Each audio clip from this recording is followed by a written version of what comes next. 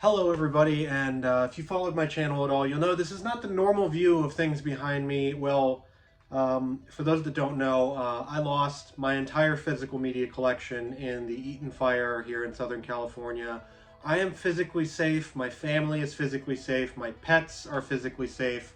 We got all of the important documentation and all of that out, but the majority of my physical media collection that I had cultivated over years, my video game collection, all of that was lost in the fire.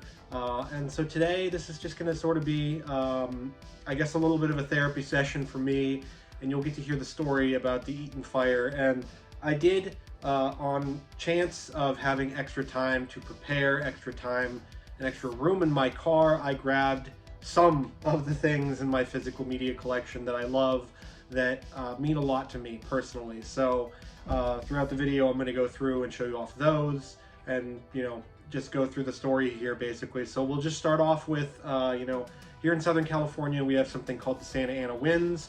They are windstorms that whip up between 60 and normally like 50 and 60 mile per hour gusts.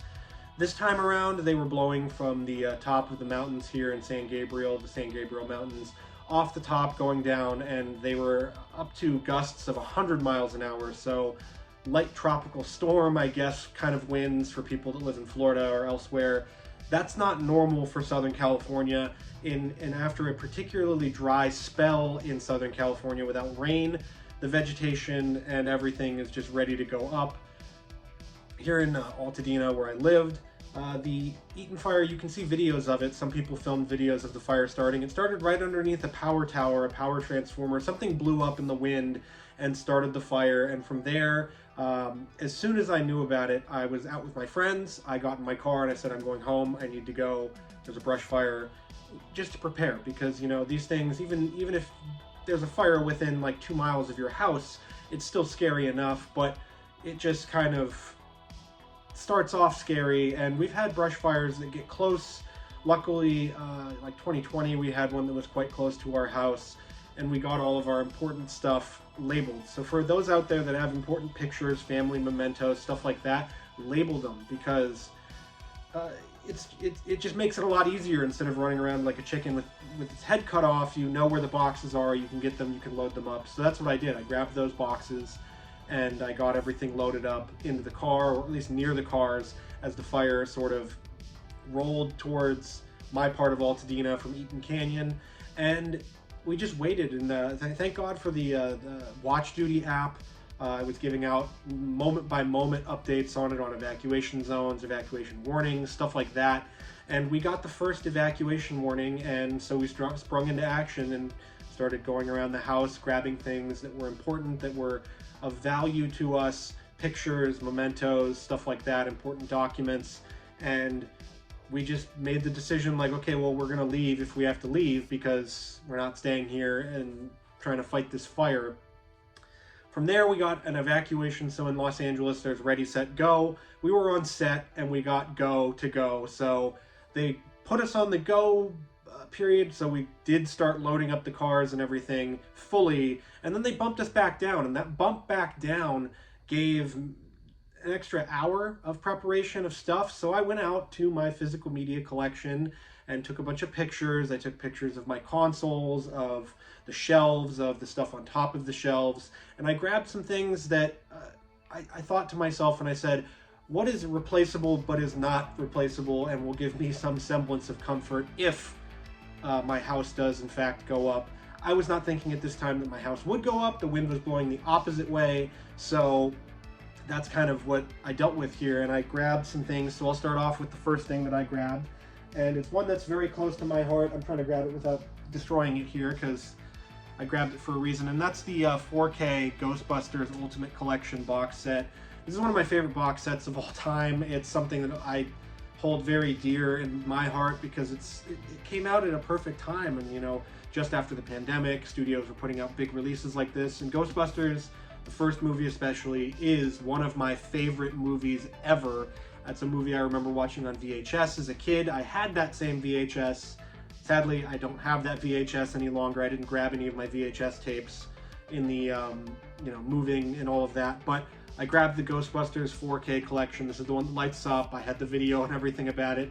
It was a bit dusty because it was up on my shelf and all of that, but I grabbed this one because I love Ghostbusters, and this movie makes me feel so good. I watched it the other day on TV while we were evacuated, and that's one of the sets that I grabbed. After that, we loaded up our cars and we decided, okay, we got the second time around of the go, sort of get the hell out of here, get the hell out of Dodge. We loaded up our cars. Thankfully, one of my best friends in the world, their dad showed up to help. We got a stern knock on the door and we thought, oh man, that's the fire department telling us you need to leave. And it was actually my friend's dad with his SUV, and we got some extra space to load up into his car. It was gracious of him. He was, helping wet down our house, trying anything basically, just in case the wind did in fact shift to go back over. And so we loaded up and we went to his house. We went to his house and got our dogs, and our dogs were a little freaked out, but everyone was safe. And driving around Altadena at this time, it was crazy because, one, Southern California drivers don't know that a stoplight being out means it's a stop sign. People were blowing through those like it was nothing. But the other thing was just how eerie it was with some of the power outages going off. The power at my house did not go off the entire time we were there. And I kept saying, if the power goes out, we need to leave because we don't have Wi-Fi. The cell service up there is terrible.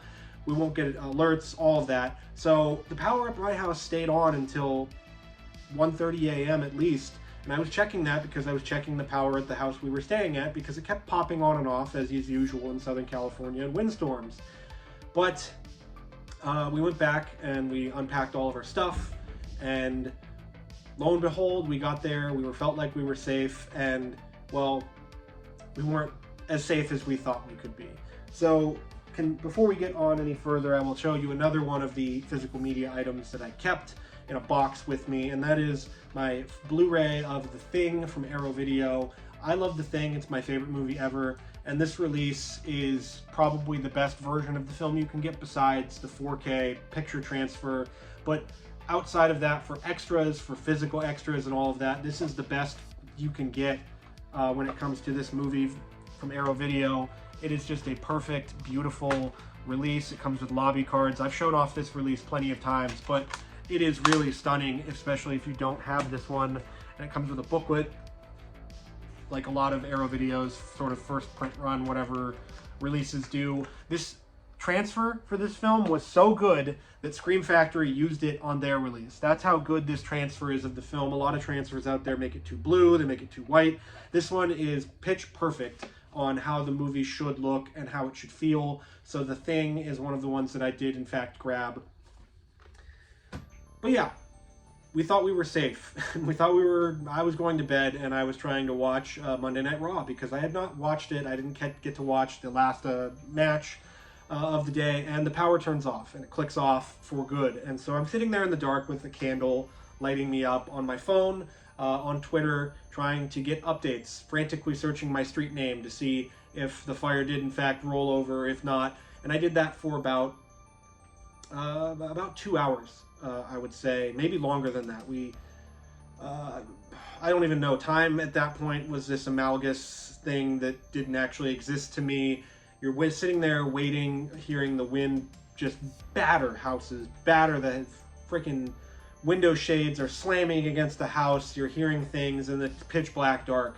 The only thing that's out there to light is the moon up in the sky. And well, we thought we were safe. I think I slept for maybe 30 minutes before, and my phone was in my hand before the dreaded noise, whatever it is, on your phone for the emergency alert. And it was an evacuation warning for where we had evacuated to. Yes, we got an evacuation warning for the second time in the same night in a different place. And so we had to get up, get the people up that were in the house with us, sort of help them prepare, help them grab stuff.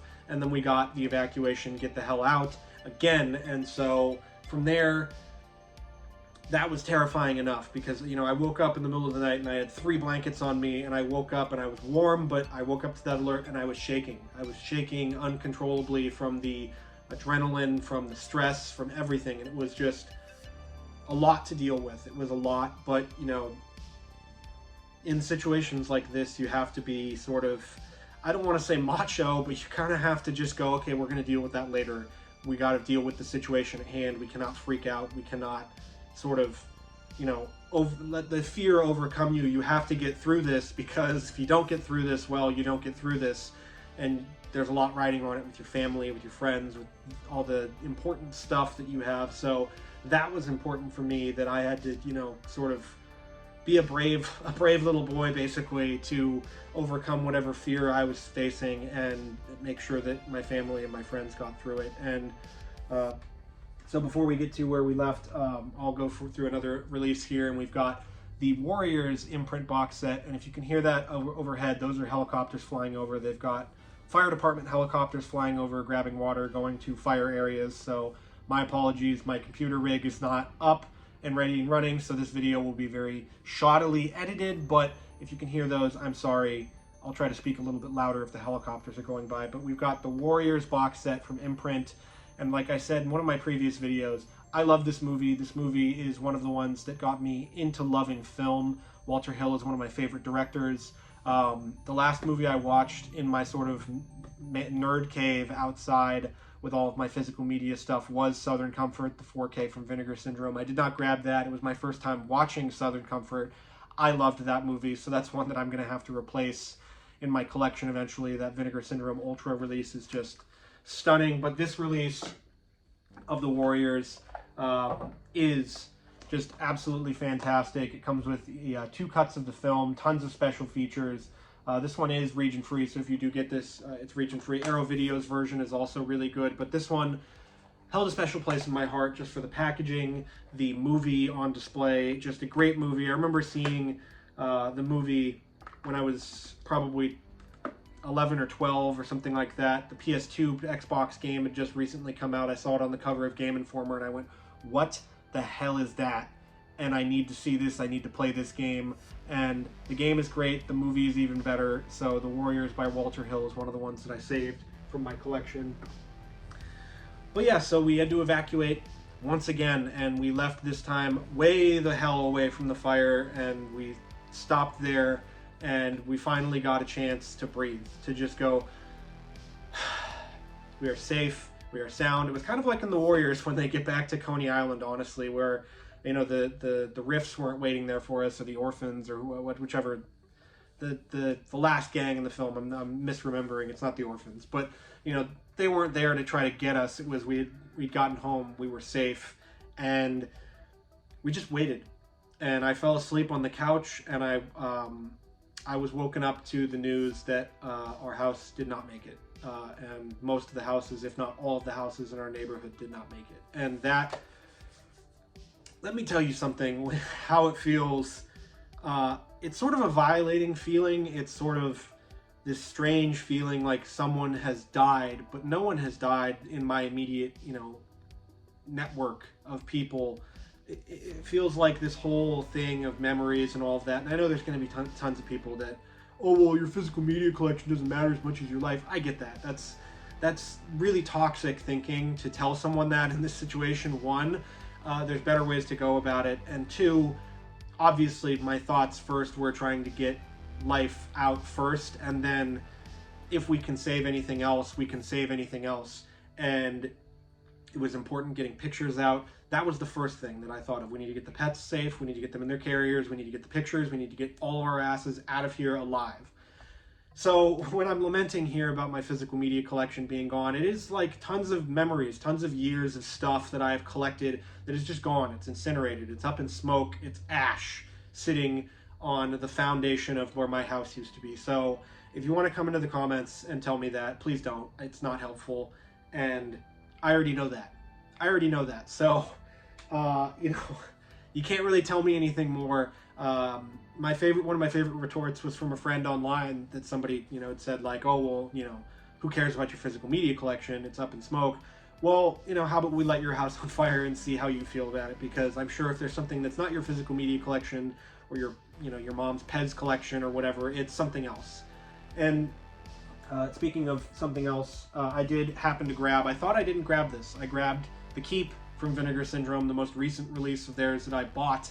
I got to watch this one, an excellent sort of wonderful miracle of physical media releasing here of The Keep from Vinegar Syndrome. I didn't know that I grabbed this. It happened to be in the box that I grabbed under some stuff, and so it was kind of a welcome surprise to see this in my collection still after grabbing all of the stuff for the fires. You know, just this is coming out on 4K from another release, another company, but the Vinegar Syndrome one really is a marvel of physical media releases.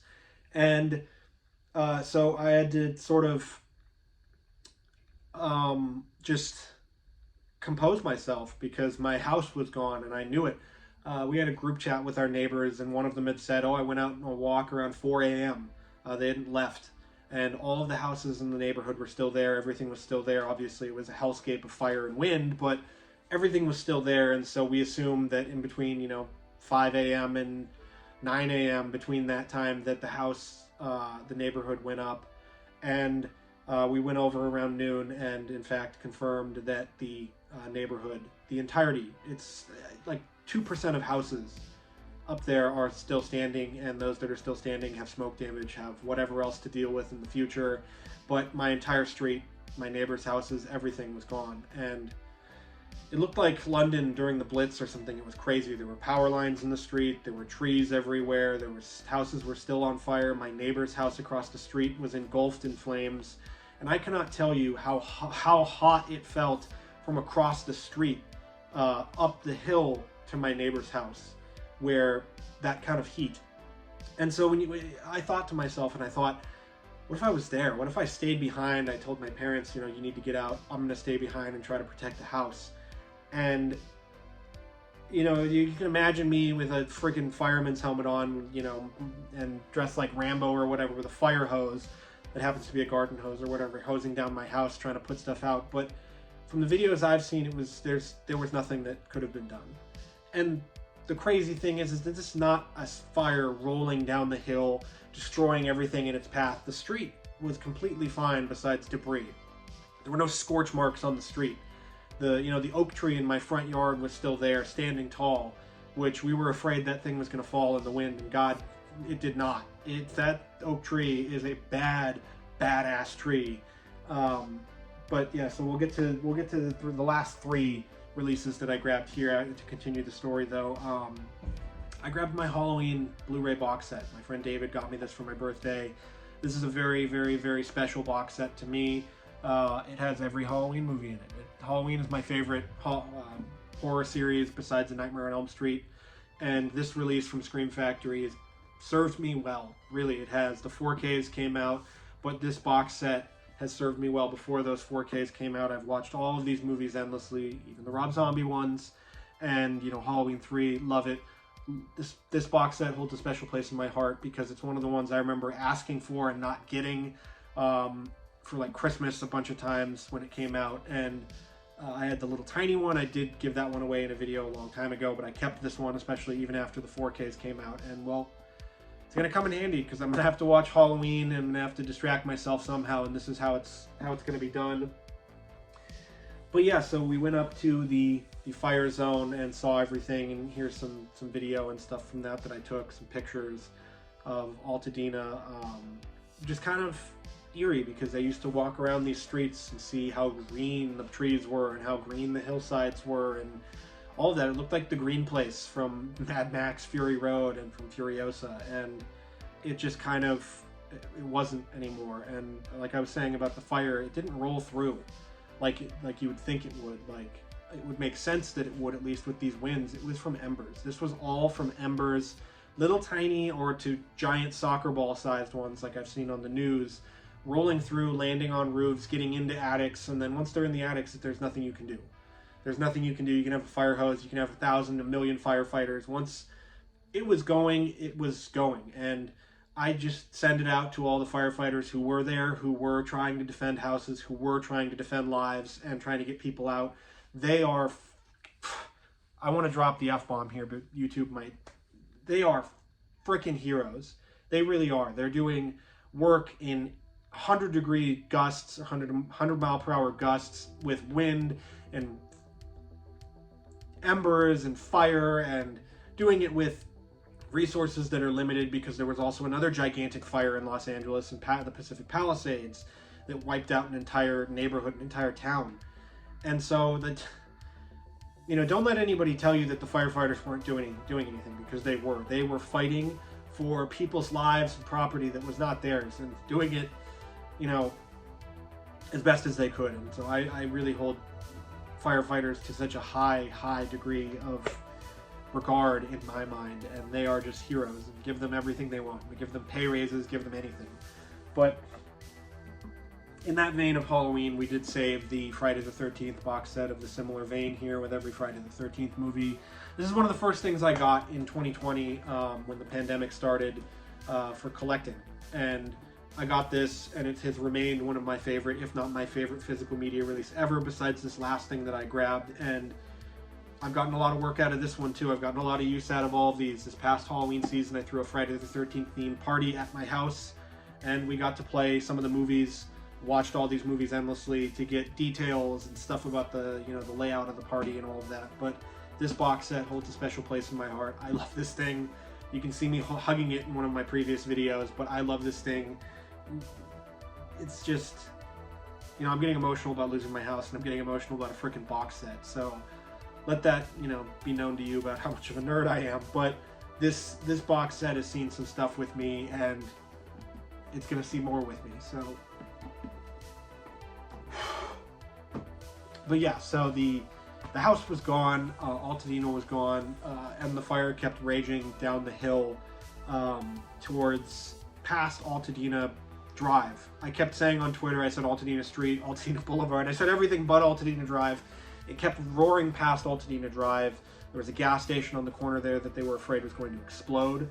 And from there, it just kind of went down to a bunch of the businesses down there. I think there were 2 or 3 businesses that were left, and it roared towards JPL, the Jet Propulsion Laboratory, which is a huge sort of national, they fire rockets and they control rockets. They did the Mars mission from there. So it's a big deal that the fire is rolling towards there. And so I would assume that they put a bunch of resources from Altadena over to that to try to keep it from roaring into JPL and the rest of the foothill communities there. But yeah, it's just, I can't tell you what it feels like to go and see your house and it's not there and it's on fire. Stuff was still on fire, and it looks so small compared to what it was when you were there. And so my big issue in my head was like personifying my house. Like, I wasn't there to see it go. I wasn't there, you know, giving it a personality and all of that. And I wasn't there to see it go, and that really messed me up, and that still messes me up, that you know, all my stuff. And, you know, there's plenty of stuff that can get replaced, but there are, you know, tour shirts for, you know, bands that I've seen, like my AC/DC shirt that I love from Power Trip, that's gone. My one of my shirts from the Wasp concert I just went to, that's gone. My, you know, childhood stuffed animals that are irreplaceable, those are gone. And, you know, like my pillows and comfort stuff, and just this area that was so comfortable and safe for me was not anymore. And that's just kind of something that I have to deal with and make a new comfort zone for me with some of the things that do bring me comfort. And so one of the last things I grabbed was I grabbed my 4K of Roadhouse.